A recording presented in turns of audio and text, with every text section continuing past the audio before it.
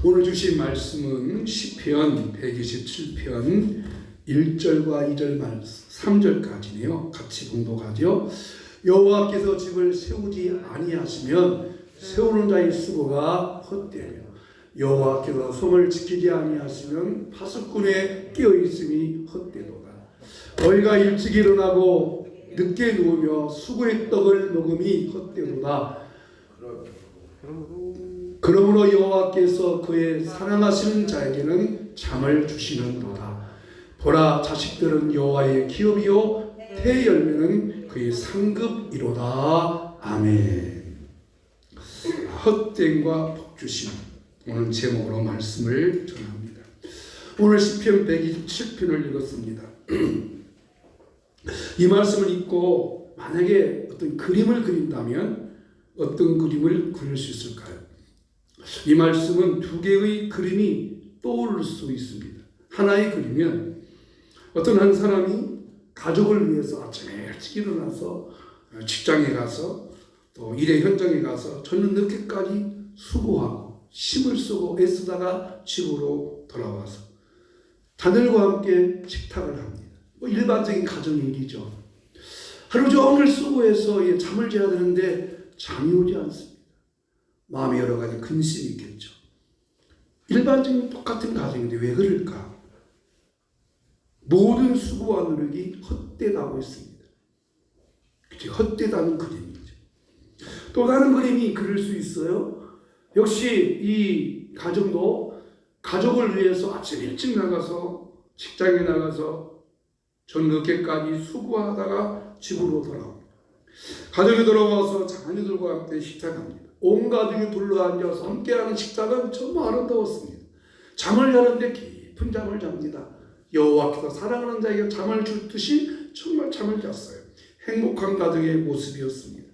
그 결과는 그가 행한 모든 일이 복되고 형통했습니다. 시편 127편은 특별한 해석이 없어도 인간의 수고와 노력에도 헛됨과 복받음의 가정이 어떤 차이가 있는지를 보여주는 말씀입니다. 우리 다 같이 한번 1절 2절을 읽어보실까요? 여호와께서 집을 세우지 아니하시면 세우는 자의 수고가 헛되며 여호와께서 성을 지키지 아니하시면 파수꾼의 깨어있음이 헛되도다. 너희가 일찍 일어나고 늦게 누우며 수고의 떡을 먹음이 헛되도다. 그러므로 여호와께서 그의 사랑하시는 자에게는 잠을 주시는도다. 아멘. 1절과 2절 말씀에 헛되다는 말씀이 세 번이나 계속 반복적으로 사용하고 있습니다. 헛되다. 글자 그대로 헛됩니다. 애쓰고 수고하고 노력했는데 헛됩니다. 수고했으면 수고만큼의 보상이 와야 되고 노력했으니까 노력한 만큼의 보상이 와야 되고 심었으니까 심은 것만큼의 수확을 거두어야 되는데 물거품입니다. 시편 127편은 성전에 올라가면서 노래하는 찬송에 가는 시입니다. 5월 가정의 날입니다. 어떤 가정이 정말 복받는 가정, 하나님께서 말씀하시는 그대로 여호와께서 함께할 수 있는 헛되지 않은 가정이 될 수 있을까? 오늘 이 말씀을 통해서 저는 세 가지 우리 가정이 복받기 위해서, 우리 가정이 행복하기 위해서, 수고하고 노력한 만큼의 보상을 얻기 위해서 어떻게 해야 할까? 세 가지로 생각하려고 합니다. 첫째는 가정은 하나님이 세워주시고 지켜주셔야 한다고 하는 것을 아셔야 합니다. 가정은 하나님이 세워주시고 지켜주셔야 됩니다. 가정은 한 남성이 한 여성을 만나서 결혼하고 시작을 합니다. 연애 결혼을 하든지 중매 결혼을 하든지 어떤 결혼은 한 남성과 한 여성이 만나서 결혼이 시작됩니다. 가정이 시작됩니다. 그런데 이 가정이 어떻게 시작됐을까? 가정이 어떻게 시작됐는가? 가정이 누가 세우게 하셨느냐? 자, 창세기 2장 24절 25절 읽어보십니다. 시작. 이러므로 남자가 부모를 떠나 그의 아내와 합하여 둘이 한 몸을 이룰지로다. 아담과 그의 아내 그 아내 두 사람이 벌거벗었으나 부끄러우지 아니하리로다. 최초의 가정, 아담과 하와의 가정이죠. 하나님께서 아담과 하와를 한 가정, 한 부부로 만들어 주었습니다. 그러니까 하나님께서 아담을 만드시고 하와를 만드셔서 두 사람이 하나 되어 한 몸을 이루게 하셨다.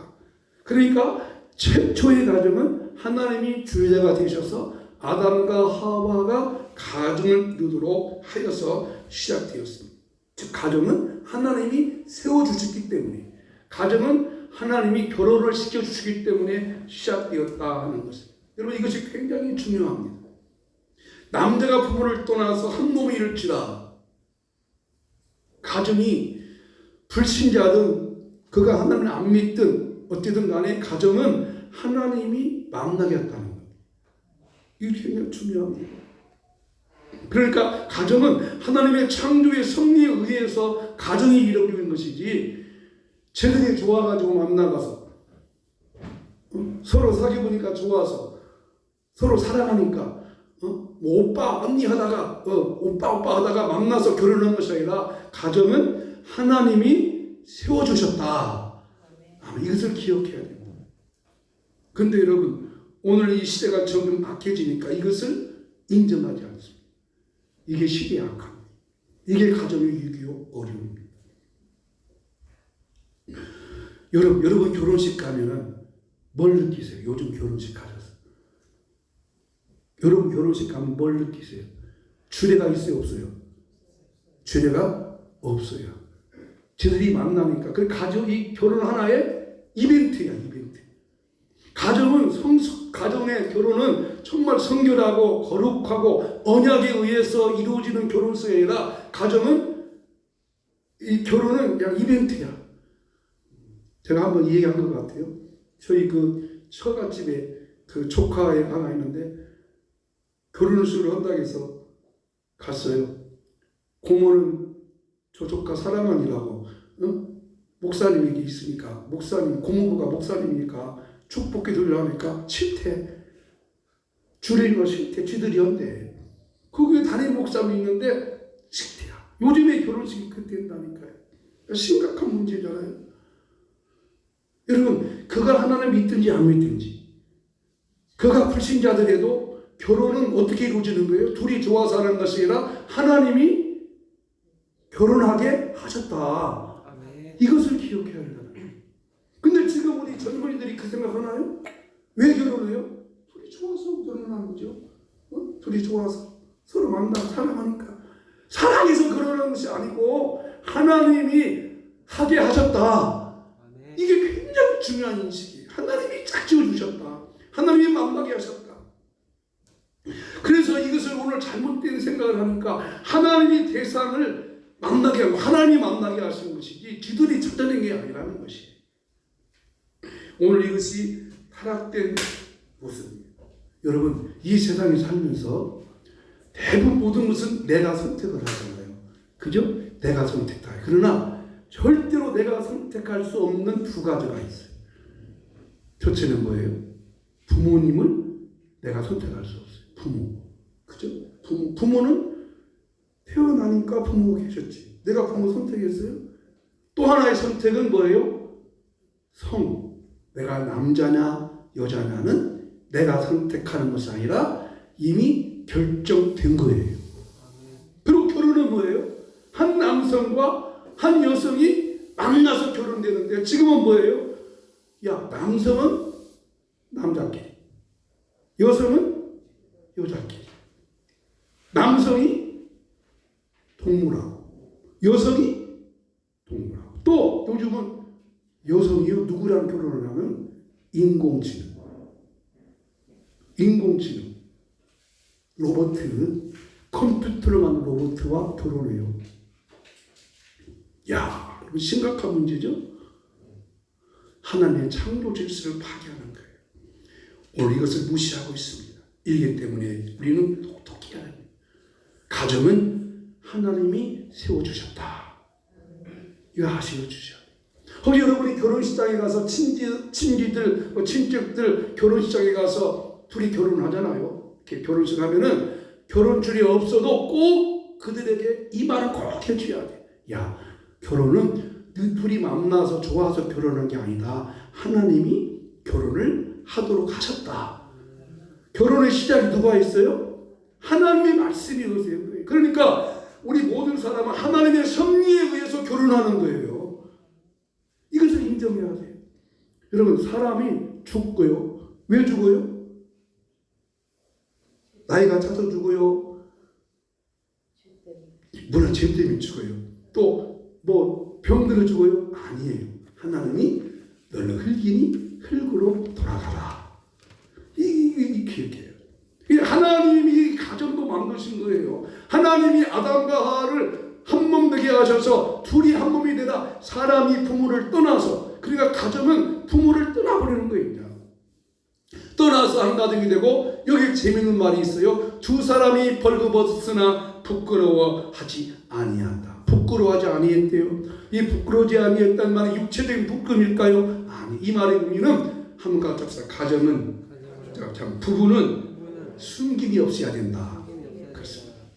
이런 부부 사이에 숨긴다고 하는 것은 뭔가 문제가 있습니다.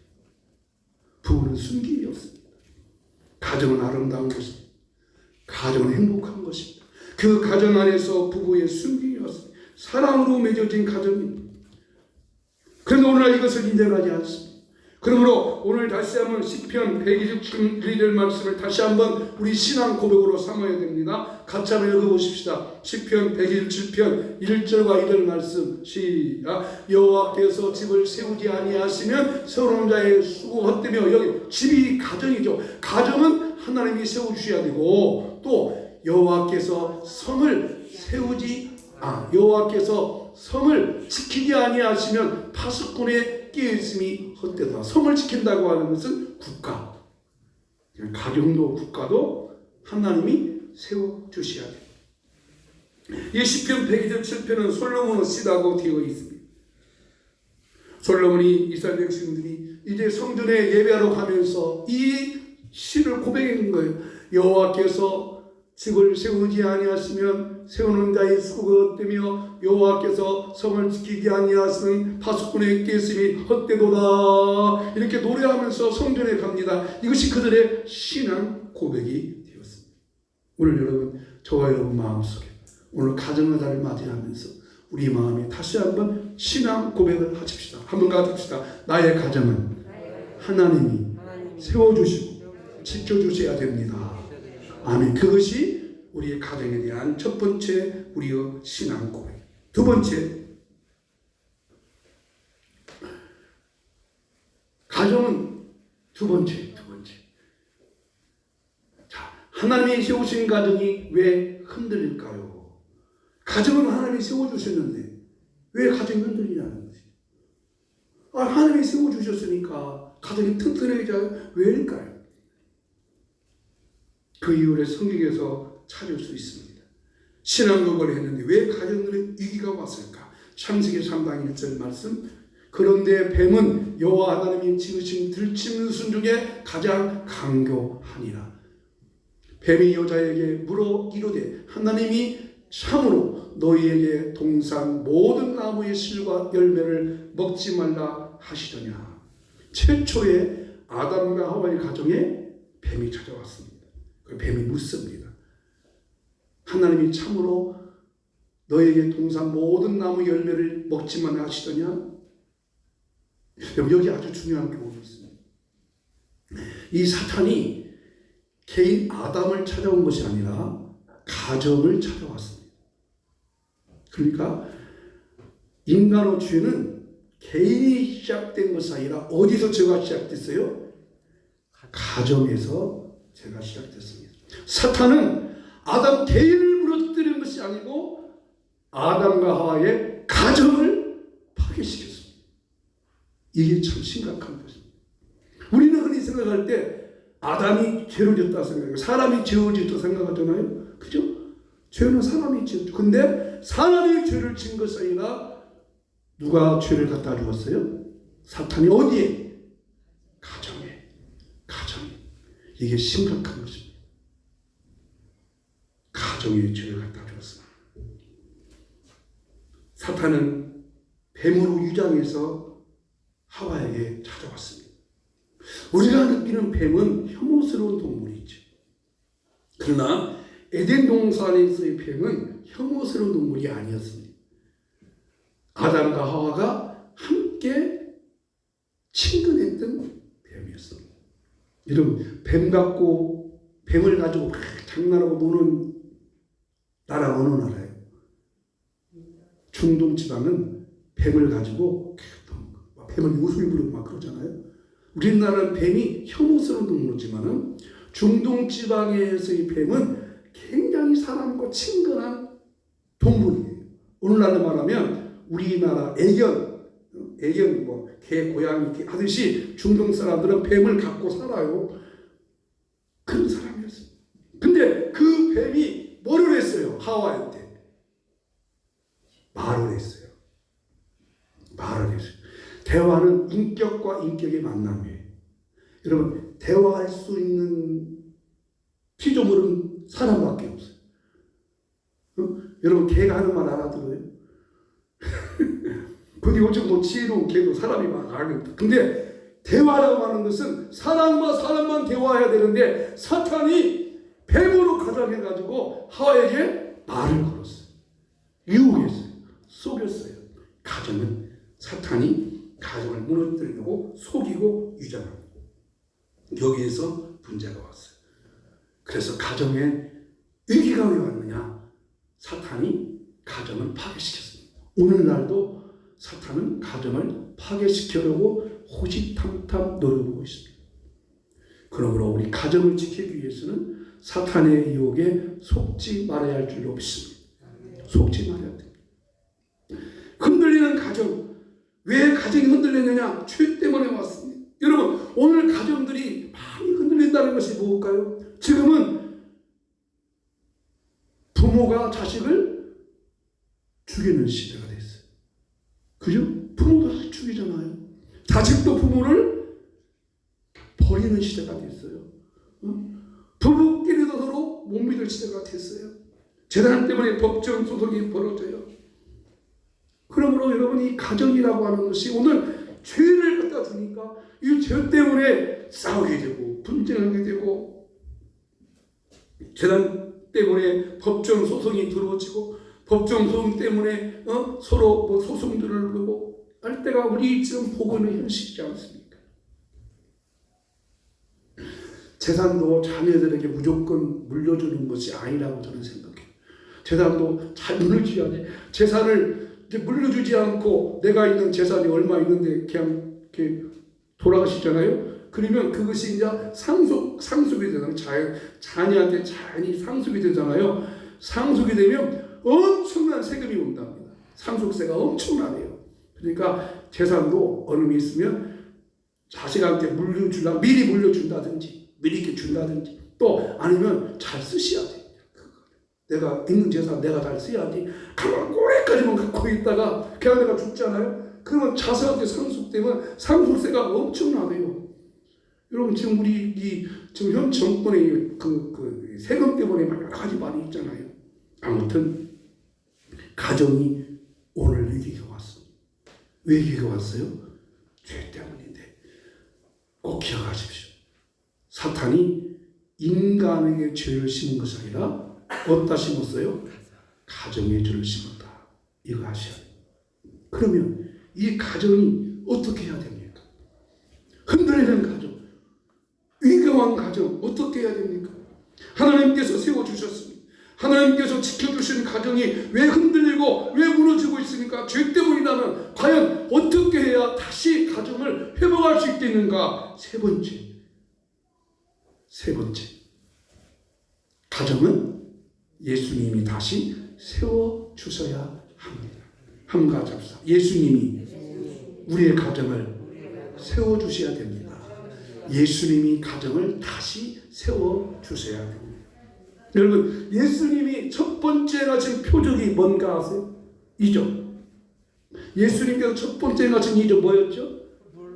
물로 포도주를 만들었어요. 어디에서?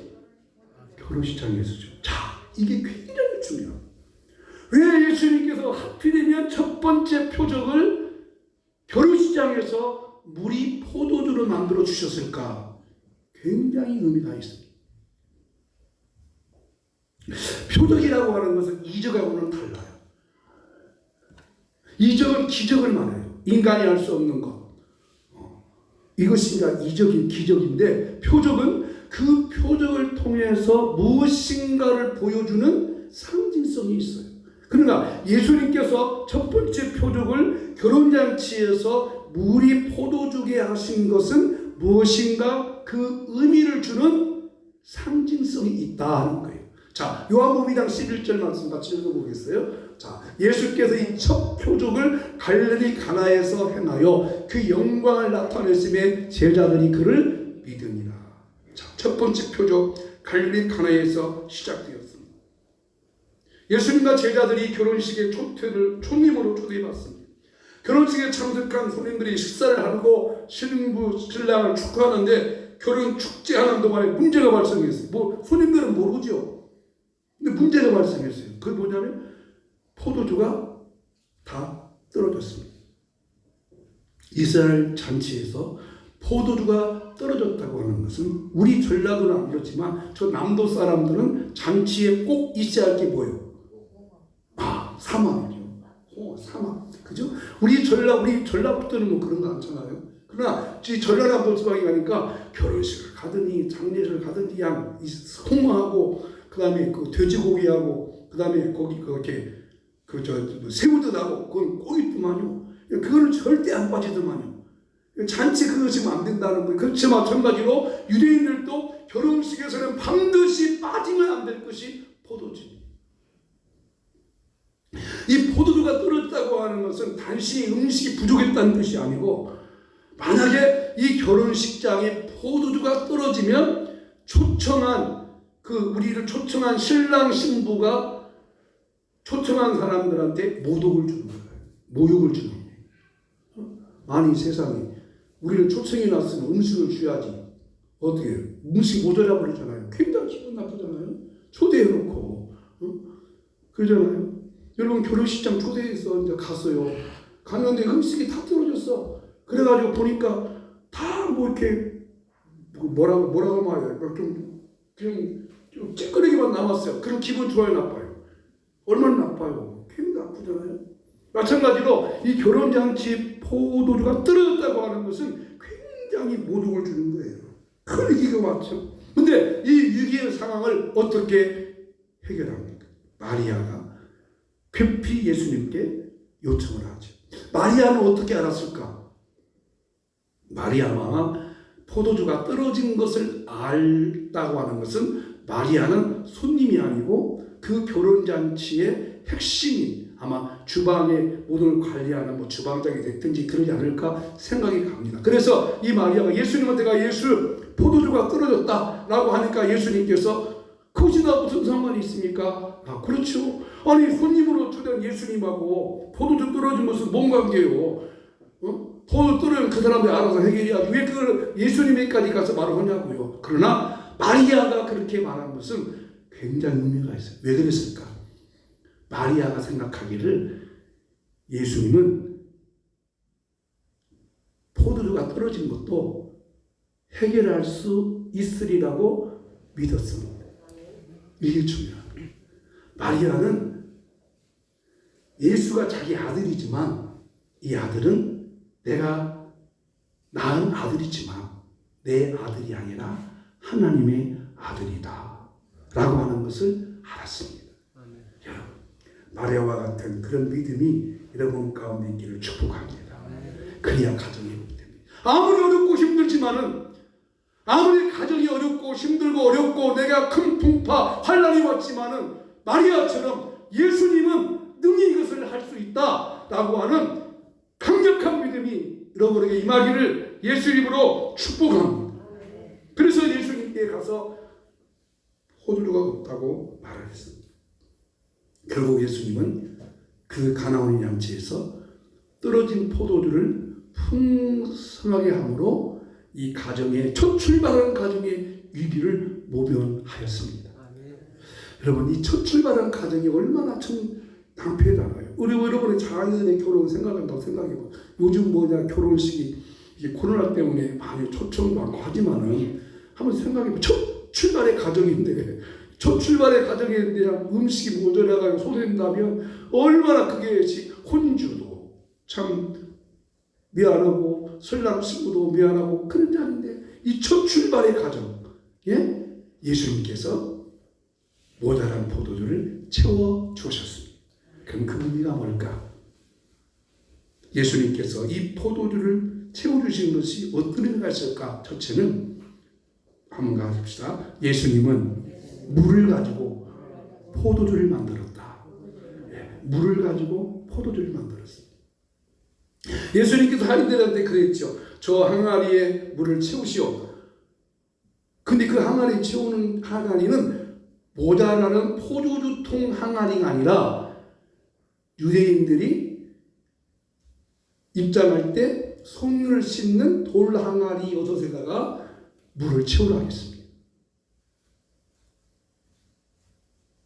돌 항아리, 손을 씻는 손. 유대인들은 이렇게 잔치할 때, 이렇게 입장할 때는, 요즘 우리가 어디나 입장할 때는 반드시 뭐 해야 돼요? 체크해야 돼요, 체크하듯이 유대인들은 이런 잔치에 들어갈 때는 반드시 손과 발을, 손을 씻었어요. 손을 씻었어요. 그게 그들의 의식이나 행사였어요. 그게 습관이고. 근데 예수님께서 지금 손 씻는 물이 떨어진 것이 아니고 포도주가 떨어졌는데 왜 하필이면 그 손 씻는 항아리에다 물을 채우고 이대는 떠서 갖다 주라고 했을까? 이런 의미가 있습니다. 손은 물로 씻을 수 있지만 인간의 죄는 물로 씻을 수가 없습니다. 그 포도주는 예수님께서 우리 죄를 위해서 흘리신 보혈의 피를 의미합니다. 그러므로 가정의 윤리를 어떻게 회복할 수 있는가? 인간의 죄를 어떻게 무너뜨릴 수 있는가? 예수님이 십자가의 피 흘려 죽으심을 통해서 우리 모든 죄도 해결하셨기 때문에 그 예수님이 우리 가정에 오셔야 우리 모든 죄도 깨끗이 씻어질 줄로 믿습니다.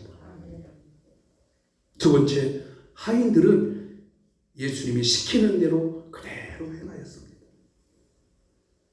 하인들은 예수님이 시키는 대로 하였습니다. 자, 하인들한테 항아리에 돌을 채우라고 말하는 사람은 마리아입니까? 예수님입니까?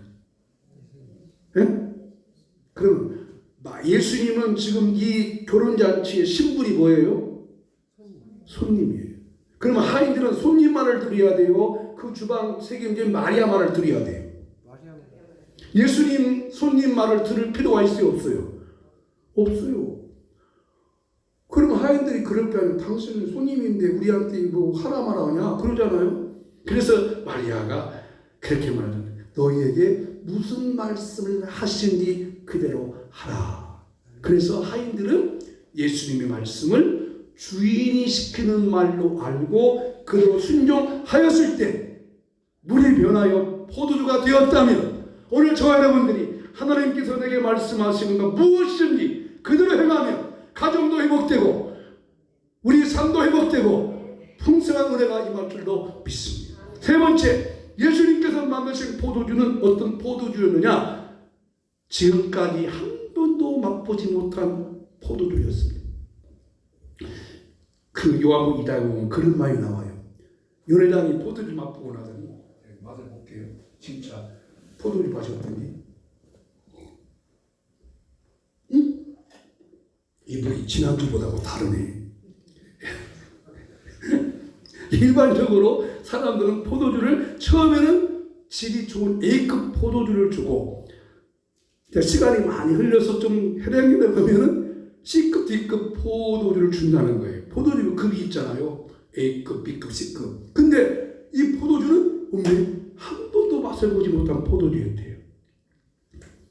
여러분, 예수님의 말씀대로 하면 우리의 삶이 더 풍성해지고 점점 좋아지고 점점 아름다워지고 가정은 행복해지고 할렐루야, 모든 것이 아름답게 이루어질 줄로 믿습니다. 바로 예수 그리스도께서 통해서 놀라운 역사가 일어나는 것. 이 결혼한 가정의 낭패와 큰 어려움이 위해서 하나님 예수님께서 찾아가 주셔서 예수님께서 어떤 분이라는 것을 보여주었다시 오늘도 마찬가지입니다. 오늘 우리 가운데 예수 그리스도만 통해서, 예수님만 통해서, 예수님의 십자가의 보혈의만 통해서 우리가 더 넉넉해지고 풍성해지고 아름다운 역사가 임할 줄로 믿습니다. 사탄은 뱀으로 위장해서 한 가정을 파괴시켰지만 예수님은 십자가의 피로 죽으심으로 그 사탄의 머리를 박살내버렸습니다. 사탄의 상징인 뱀의 머리를 예수님께서 엎어주었습니다. 사탄은 뱀으로 위장해서 가정에 상처를 냈지만 예수님은 그 뱀으로 오히려 치료해 주셨습니다. 여러분, 그러니까 뱀은 사탄이 사용하면 죄를 짓는 파괴범이지만은 하나님은 역으로 그 뱀을 통해서 치료하는 일을 하셨습니다. 자, 여러분, 세계 보건기구라고 하는 큰 단체가 있습니다. 자, 저게 WHO라는 세계 보건기구의 단체의 상징 마크입니다. 자, 지금 상징 마크에 지금 뭔 형상이 있어요? 뱀이 있고 가운데 지팡이가 있습니다. 양쪽에 지금 종려가지입니다. 종려가지는 평화를 상징하는데, 자, 세계 보건기구는 전 세계 약 7, 8억의 인구의 건강을 책임지는 단체입니다. 건강을 책임지기 위해서. 그래서 이 코로나 같은 위기 가운데 저 세계 건강보건기구에서 치료하는 일을 해요. 근데 여러분, 건강을 치료하는 그 기구에 뭐가 있어요? 왜 뱀이 있을까요? 뱀이 왜 있을까요? 놀라운 이유가 있습니다. 지금까지는 뱀을 우리는 혐오로 들리지만 히랍 신화에 나오는 뱀은 의술의 신이었는데, 의술의 신은 아스클레피우스라고 하는 뱀의 형상을 가진 그 신이 치료의 신입니다. 근데 더 중요한 의미는, 여러분, 뱀을 가지고 치료하는 놀라운 사건이 성경에 나와 있습니다. 뱀을 치료해요. 뱀 갖고 치료했어요. 뱀 많이 먹으면 안 돼요. 뱀 갖고 치료했어요. 자, 이스라엘 백성이 광야길을 가다가 하나님을 원망하기 시작합니다. 불평하고 막 원망하고 짜증내고, 하나님께서 도저히 그들의 불평하고 원망을 들을 수 없어서 광야에 있는 불뱀들을 다 모아가지고 이스라엘 백성들을 물기 시작했습니다. 어른도 아이도 여자도 남자도 남녀노소 관계없이 아파서 아이고 막 지금 고통이 넘칩니다. 이런 뱀에게 물려본 일이 있나요? 뱀에 물려봤다고 생각했어요. 다 막 고통 가운데 부러지고 막 아파서 난리법석입니다. 아프다고 고통스럽다고. 왜? 뱀에게 물렸기 때문에. 그때 모세가 하나님께 기도하죠. 하나님, 이 백성을 좀 살려주세요. 이 백성이 원망불평했지만 이렇게 뱀에 물려서 고통하고 고통하였으니 이 백성을 살려주세요라고 하니까 하나님께서 처방전을 내립니다. 모세야, 긴 장대에다가 뭐 따르라고요? 구리로 뱀을 만들어서 달라고 하라. 그리고 그 뱀을 바라보라 해라. 그 뱀을 바라본 자는 어떻게 했어요? 바라봤어요. 뭘 바라봤어요? 뱀을 바라봤어요. 그래서 예수님께서 요한복음 3장 15절에 이렇게 말씀하셨어요. 모세가 광야에서 뱀을 든 것 같이, 모세가 광야에서 뱀을 들어 그 뱀을 바라본 자는 살아나고 고침받았듯이 이는 인자도 이렇게 들려야 하리니 그를 믿는 자는 영생을 얻게 하려 하심이니라. 아멘. 자, 여러분, 하나님은 그런 분이에요. 사탄은 우리를 파괴하고 무너지고 죄짓게 하고 상처 주지만 하나님이 세우셨다. 하나님이 세우신다. 예수님이 도와주셔야 된다. 예수님의 피로 살 수 있다라고 믿는 자들에게는 그 역을 통해서 오히려 축복으로 풍성함으로 채워줄 줄로 믿습니다. 바로 그것이 가정의 진리. 말씀의 결론을 맺습니다. 오늘 설교 시작할 때 두 가지 그림에 대해서 말씀을 드렸어요. 헛된 가정과 복받음의 가정. 자, 시편 127편 1절 다시 한번 읽어보실까요? 여호와께서 집을 세우지 아니하시면 세우는 자의 수고가 헛되며 여호와께서 성을 지키지 아니하시면 파수꾼의 깨일씀이 헛되도다.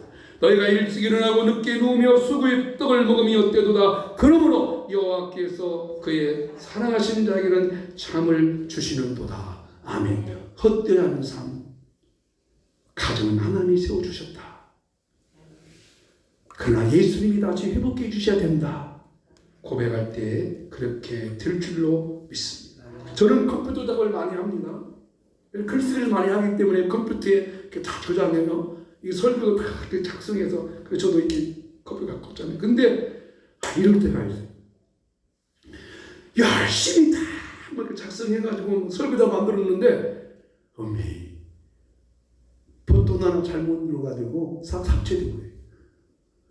야, 헛수고 뭐해서요? 버튼 잘못 눌러가지고 헛되지 않은 가정 여러분 되시기를 바랍니다. 오늘 설교할 때 그림에 대해서 말씀드렸는데 한 미술가가 있었습니다. 세상에서 가장 아름다운 그림을 그리고 싶어서 미술 도구를 가지고 이제 여행을 떠났습니다. 어떤 주제로 이 사람은 가장 아름다운 그림을 그려볼까? 아름다운 그림을 그리기 위해서 이제 돌아다니는 거예요. 근데 아름다운 그림이 소재될 만한 것이 없어요. 그래서 어느 날 예배에 참석해서 설교 끝난 목사님한테 목사님, 이 세상에서 가장 아름다운 주제는 뭡니까? 내가 그림을 그리고 싶어요. 그랬더니 믿음이라는 주제로 그림을 그려보세요. 그랬어요.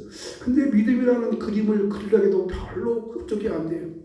그래서 이 미술가가 어느 결혼장에 갔어요. 결혼장에 가서 방금 결혼한 신랑 신부한테 물어봤어요. 이 세상에서 가장 아름다운 그림이 뭐요?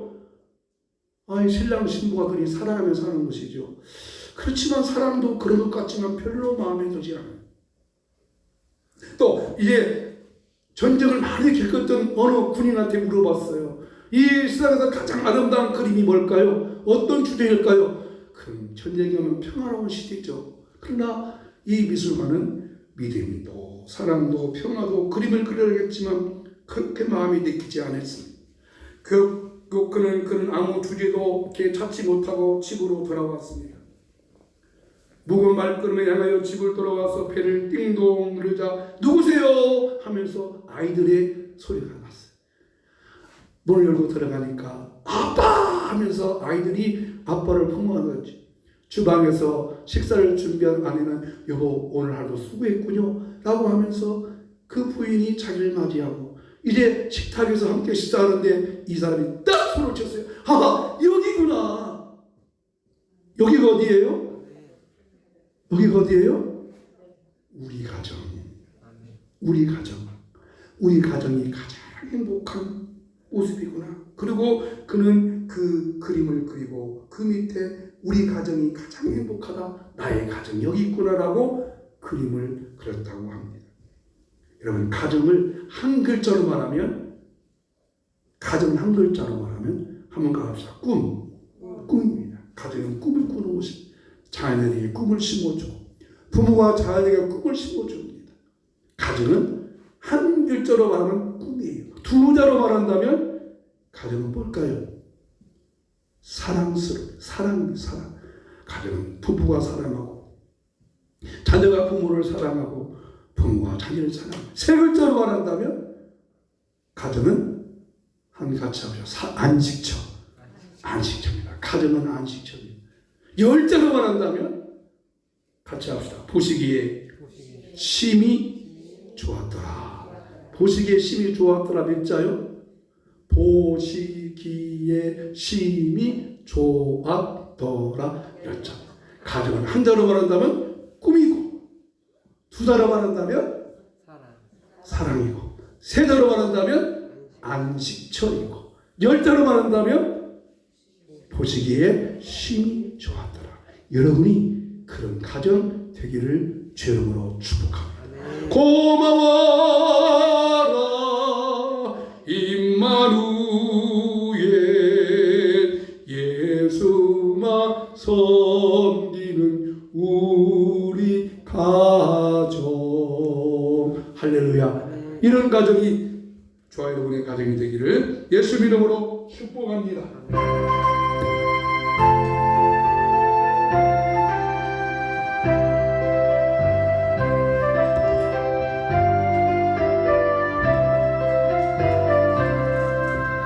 사철의 봄바람 불어있고 하나님 아버지 모셨으니 느리는 한석도 든든하다.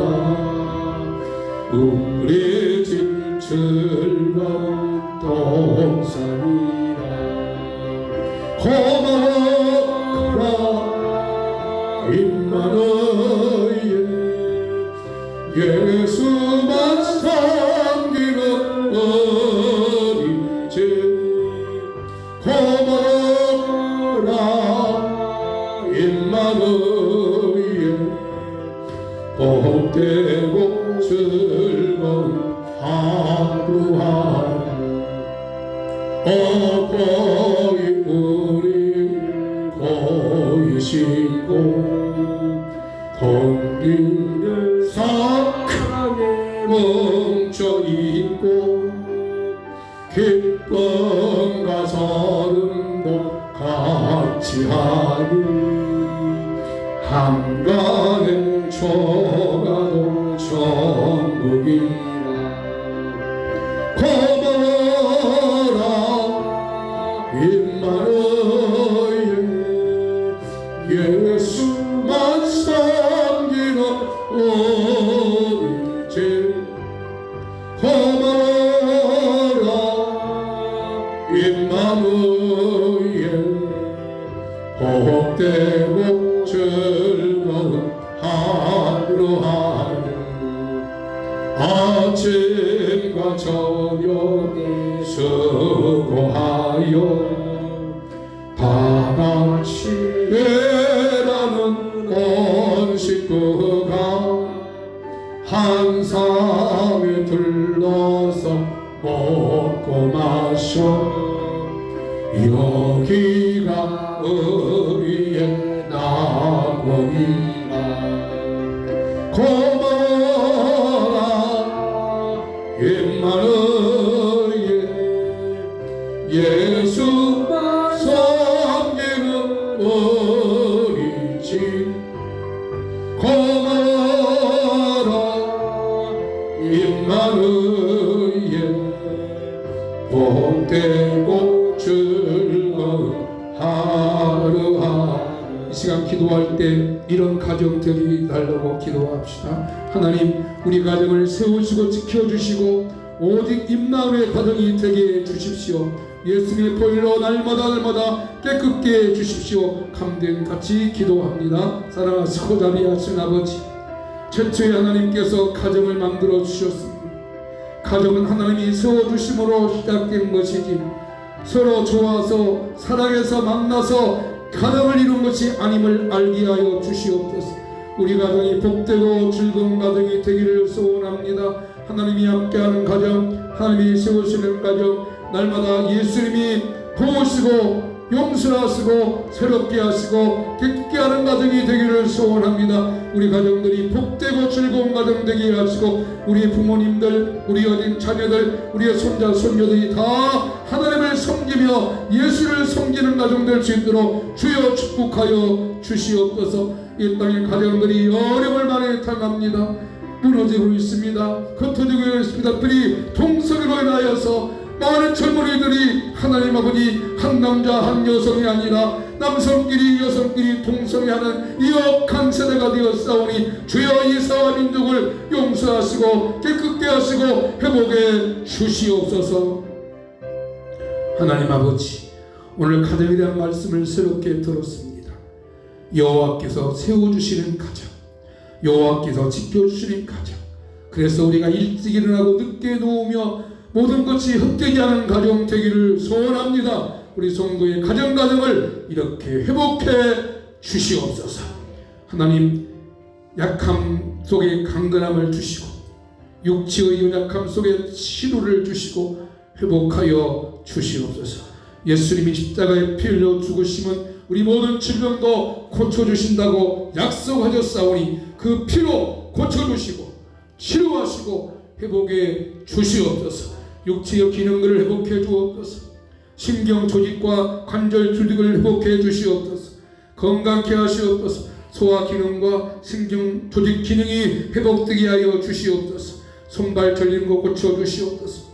잠이 오지 않습니다. 잠을 잘 잘 수 있도록 단잠을 잘 수 있도록 주님 도와 주시옵소서. 당뇨 수치는 정상되고 혈압 수치도 정상되게 할지어다. 온몸에 가벼울지어다. 소화 기능과 장 기능이 회복될지어다. 주님 강건케 하여 주시옵소서. 예수 이름으로 기도하옵나이다. 아멘. 지금은 우리 주 예수 그리스도의 무한하신 은혜와 하늘 아버지의 걸어가신 사랑과 성령님의 감동 감화인도 충만케 하시니 우리 모든 성도의 가정과 자녀들과 직장과 일터와 행하는 일에 이제부터 영원까지 함께 있을지어다. 아멘.